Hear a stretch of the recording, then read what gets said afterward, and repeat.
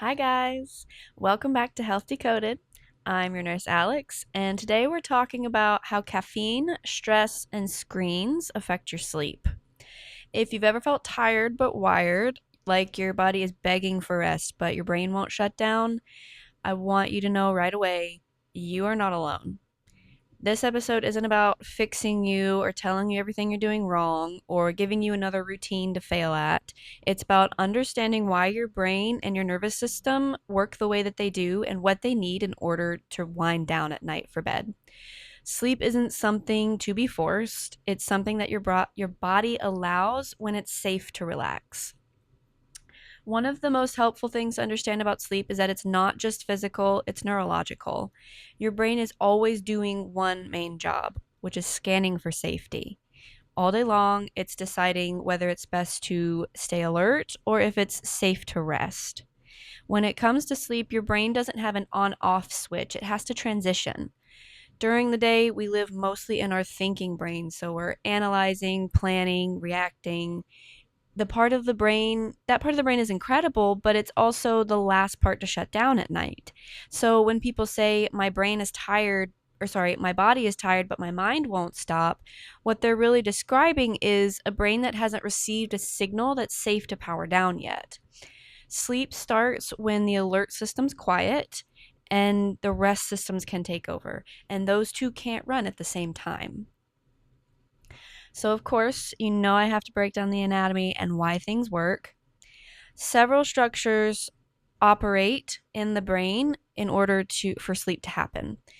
The hypothalamus, we'll talk about circadian rhythms, the brainstem, the thalamus, the pineal gland, and the basal forebrain are all the main areas that we're going to discuss, and I'm going to explain them just a little bit. I don't want to overwhelm you with too much of the science and the terms and all that stuff. We're just going to break down simply how each section works so that we can see how this transition happens for sleep. The hypothalamus contains groups of nerve cells that act as a control center in affecting your sleep and your wakefulness. So within the hypothalamus, the clusters of cells that are in there receive information about light exposure directly from your eyes, and this helps control the behavioral rhythm or your circadian rhythms. Your circadian rhythms are the 24-hour cycle of hormones and chemicals that are in your body naturally occurring that help to dictate when to sleep and when to be awake. So this works with natural daylight. When the sun rises in the morning, your body produces cortisol. This helps to wake you up. And then when the sun goes down at night, your body starts producing more melatonin, which helps make you sleepy. The brainstem controls the transitions between the wake and the sleep cycles. So, sleep promoting cells within the hypothalamus and the brainstem produce a brain chemical called GABA, which reduces activity in the hypothalamus and the brainstem. So, this plays a role in your REM cycle when you're actually sleeping. It'll signal to your muscles when you are sleeping messages that are essential for body posture and limb movements because we don't want to be moving when we're in those deeper levels of sleep. Next is the thalamus. This sends and receives information from the senses to the cerebral cortex. This plays a large role in your memory as well. So during most stages of sleep, the thalamus is quiet and it lets you tune out to the external world so that you can actually rest. But during REM sleep, this is active. So this is why we get the different sensations or memories that we have when we do dream. The pineal gland receives signals and increases production of the hormone melatonin that we were talking about, which helps you to go to sleep as it gets darker.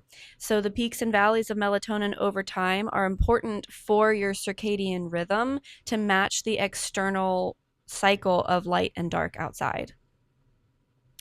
And then the basal forebrain promotes sleep and wakefulness, while part of the midbrain acts as the system to help stay alert during the day.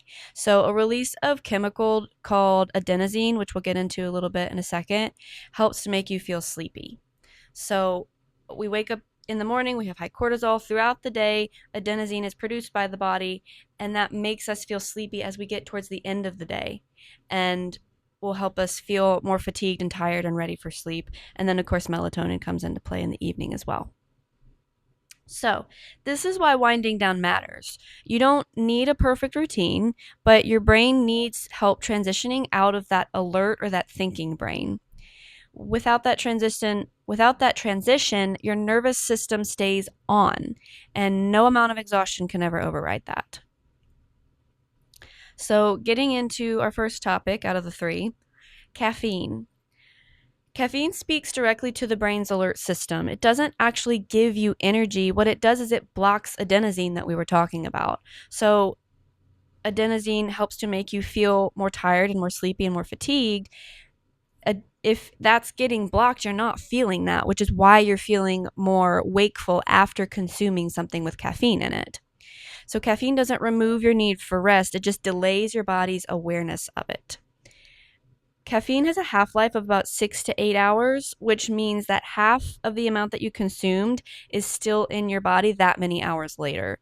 And for some people, it can last even longer, and certain people are actually particularly sensitive to it. So I can give these parameters to you, but just know that your experience might be different than another's. Like for me, I'm super sensitive to caffeine. I don't have very much at all because I feel like I'm going to have a heart attack if I have too much, if I'm being honest. Um, so caffeine consumption can make you fall asleep later. Talking about like how caffeine actually affects the body, it can make you fall asleep later, sleep less hours overall, and make your sleep actually less satisfying.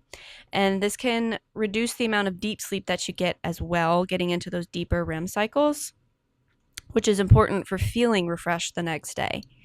So this is why somebody could have like an afternoon coffee and still fall asleep, but then they wake up and they didn't feel like they actually got good sleep. It's because the caffeine affected the type of sleep that you got and how your brain was actually cycling through your REM cycles.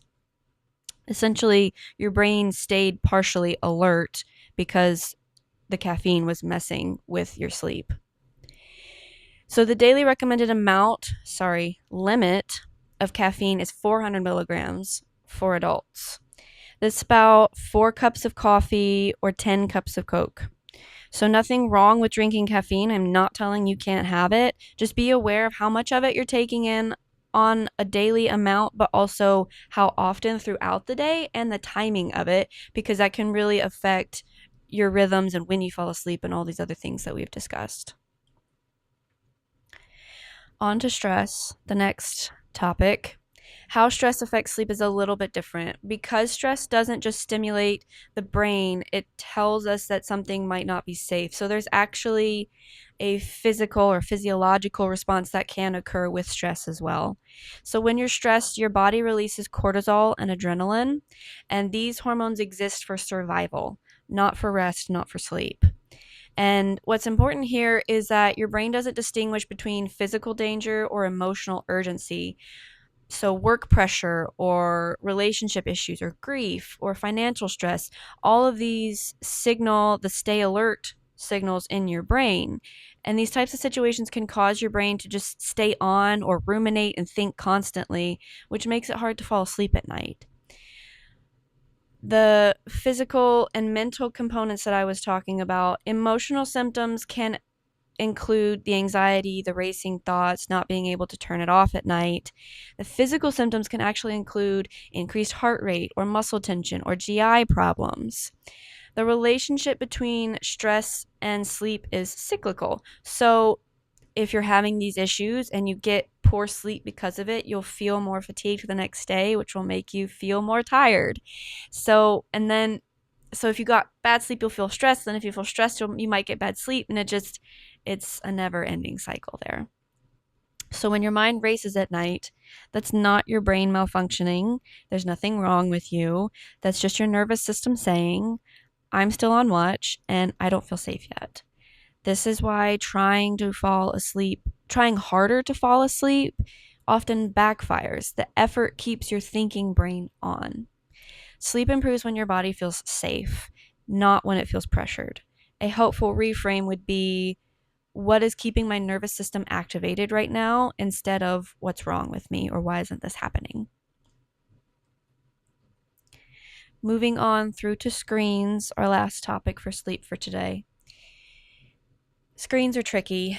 There's been a lot of conversation about how not great they are for us, and I know that they're hard to part ways with. But they affect sleep in more than one way, so I wanted to talk about it because it is important. So, screens emit blue light, as we all know, which tricks the brain into thinking that it's daytime. This is because blue light has shorter wavelengths than other colors in the light spectrum, and it causes alertness than more warmer tones. So, it causes your brain to perceive it more similar to daylight than evening time. Blue light slows the release of melatonin, which is the hormone that helps to regulate your sleep. Evening light exposure, even to blue light, disrupts your natural circadian rhythm. Particularly within 2 hours of bedtime, this can be really disruptive to your sleep cycle. That's because the light exposure, the blue light exposure at night, stimulates your brain into thinking that it's earlier in the day. So it's trying to do all the work with the adenosine and the melatonin, and the blue light is literally stopping that so that you're feeling more awake, and then it has to restart that cycle once you stop. So there's also a mental and emotional stimulation that there's a component of that with this. So scrolling, texting, watching intense shows, reading the news, things like that can all keep your thinking brain on. Your brain doesn't know that the stress is coming from a screen. It just knows that it's processing information. So even if your body is still or you feel like you're resting, your brain is still on, your brain is still working, and it's not able to do those natural processes in order to fall asleep. So, my nursing tips for you to help improve your sleep: set a schedule, whatever works for you. As always, I'll go ahead and make my disclaimer now. This content is informational. I'm not sitting here telling you what you should do or giving you guidance that is going to like beat out your practitioner. Like, if you have certain conditions or a plan, like with your medical practitioner, I want you to follow that first. This is just guidelines, okay? So set a schedule if you can. Go to bed and wake up at the same time so that you can have an active circadian rhythm that your body will naturally know what to do, so you won't have to fight it as much. Avoid caffeine late in the day, particularly within that 6 to 8 hour time frame that we were talking about. And again, just monitor your intake. Try not to go over 400 milligrams. Pay attention to labels because there's some tricky caffeine drinks and supplements out there. Stop using electronic devices at least an hour before bed. Use the night or dark mode on your device. That really helps because they have naturally warmer tones on the light, or they'll dim the screen. So if you must use them, try that. That would help, but avoidance is ultimately best.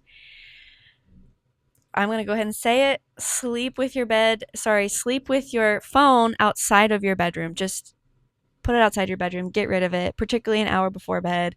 I've recently made this change and I have noticed such an improvement in my sleep. I don't reach over and grab my phone 5 minutes before bed because I had a thought, and then instantly my brain is like on again. It's like, put your phone outside of your room, get an old fashioned alarm clock or sound machine or something else to use instead of your phone. You'll get alerts at night that'll wake you up. The screen brightness is the problem that we've been talking about. Like, just don't do it. If you can. If you can't do it, then do these other things. Dim the screen, use the timers. There's a lot of like the sleep settings, the night modes, those things like that have been really, really great. And this doesn't just go for your phone. This is for computers, laptops, iPads, TV. We're too on and connected in our society, so let's just try to turn it off a little bit. I also use blue light blocking glasses throughout the day. I do work on a computer, so I notice a difference when I don't wear the blue light glasses. My eyes hurt and I get headaches. So I highly recommend using blue light glasses. They might look a little silly, but I don't know, they work and they really help. But they can help reduce your overall intake of blue light that you take in throughout the day, which can help to regulate your cycle and your circadian rhythm. Actual like practice, like before bed, do relaxing techniques. Meditate, read, journal, do breathing techniques. Things like that can help your brain know that it's safe so that it can wind down and relax. Turn down your lights as well. I personally use the hue bulbs. You can change the colors on them, but you can also set an automation so that it naturally basically has a sunset setting, so it naturally comes down. That's been really helpful. Um, there's been a lot of stuff going around on social media of don't use the big light. Yeah, don't use the big light. Use softer lighting. That'll really help because it'll signal again that melatonin production to increase. Ultimately, if you've tried all these things and you're laying in bed awake at night, don't beat yourself up, but don't lay there. Like, if you need to, again, turn on a soft light, do some gentle stretching or do some meditation or do some breathing, do something. If your brain is already on, go ahead and honor that. Don't necessarily like wake up, but get up, do something gentle to help your body continue this cycle to decrease so that you can start to sleep. And then ultimately, see a doctor if you've been having problems sleeping, or if you feel unusually tired throughout the day, or if you're having other complications and different tips and suggestions aren't helping you. Don't be afraid to go seek some help. Most sleep disorders can be effectively treated, and it's absolutely okay to go get some help. You don't have to be super fatigued and tired, and just because these things don't work for you doesn't mean that there's anything wrong or with you or the tips. Just give them a go, see what works for you, and if it's not working, maybe there's a bigger problem at play, and that's okay. So, key takeaways. Caffeine, stress, and screens all send the same message to your brain. Stay alert and stay safe. Sleep can only happen when those messages soften. So we have to help to naturally bring those down so that we can sleep and get really good, restful sleep at night. So instead of asking, how do I force myself to sleep? A gentler question is, what does my brain need in order to feel safe enough to rest? Small changes can shift your nervous system more than you realize, just like we talked about. Earlier caffeine intake or maybe less, emotional or mental decompression at night, fewer mental inputs closer to bedtime. All of these things can be helpful. You don't need a perfect nighttime routine. Sleep improves when your body understands, or rather, sleep improves when you understand your body and you work with it, not against it. If sleep has been hard lately, that doesn't mean you're doing life wrong. It just means that you're human and your nervous system has been carrying a lot, and that's okay. Rest isn't something you earn, it's something that you need. I hope this episode helped. If it did, please share it with somebody who could benefit. As always, like and subscribe, leave a comment, or email any questions that you might have. I'd love to hear them. But I will see you guys next week for our next episode, and thank you for listening.